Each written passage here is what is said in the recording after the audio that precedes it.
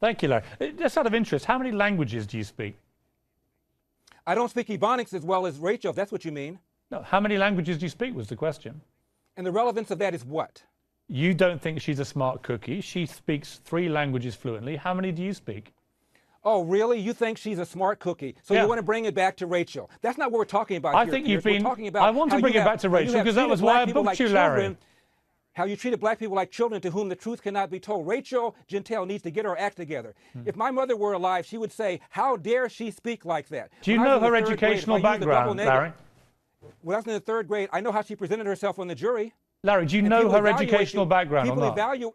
People evaluate you based on the way you express yourself. Larry, do you know her educational background? This woman, this young 19-year-old black woman that you are eviscerating for her lack of intelligence, do you have any idea about her background? Why don't you hire her if she's so sharp as a co-host? That wasn't the question, Larry. She's one smart cookie. Do you Why don't you know hire her educational background? Yes or no? I know how she came across on the jury. That's all I need to know. That wasn't my question, Larry.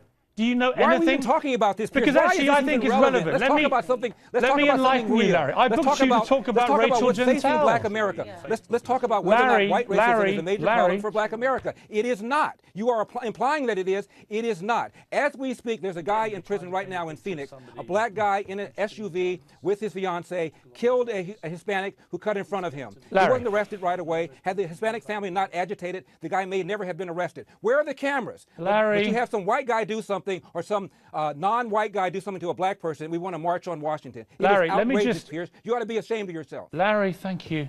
If I could just bring you up to speed on Rachel Jeantel, this woman that you think is so stupid. She actually suffered I didn't say stupid, you did. She actually suffered. We checked this with her lawyer today before I interviewed you, because this is why I booked you, of course, even though you're trying to pretend now this is the last thing you want to talk about. That is why I booked you.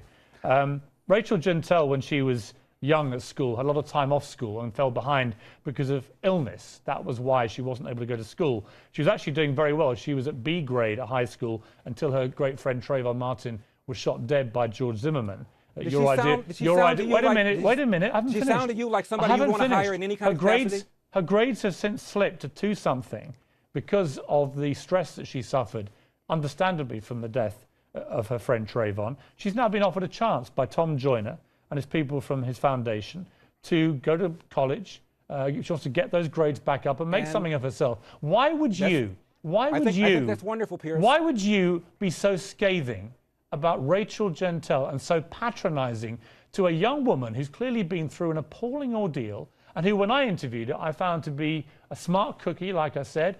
I found her to be fun and warm, engaging, street smart, and clearly from her educational background, nowhere near as stupid as you like to think she is.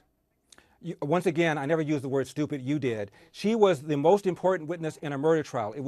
She was standing between George Zimmerman and 30 years in jail, and for you to act as if she was somehow abused by Don West, whose job was to make sure his client didn't go to jail, is outrageous. And as far as education is concerned, I applaud Mr. Joyner. He's done a lot of work in the black community for education, and I would recommend, Piers, that we do something about the 50% dropout rate in the inner city and about the fact that President Obama opposes allowing parents to use vouchers to get their kids out of bad government schools and into a better school so they can have a possibility to get to the middle class. That's what we ought to be talking about here, instead of some aberrant situation like George Zimmerman going to somebody that he thinks is suspicious, and they have an exchange, and there's an unfortunate death, as if somehow that's some sort of indictment of America, and black people should look over their shoulders every night and act as if some white guy is going to jump out of a bush and get them. It is outrageous. Hard work wins. Get an education. Don't pay attention to negative people, and stay focused, and you'll be okay in America. That's why most of the people in the world want to come here. That's why you want to come here, Piers. Thank you, Larry Elder.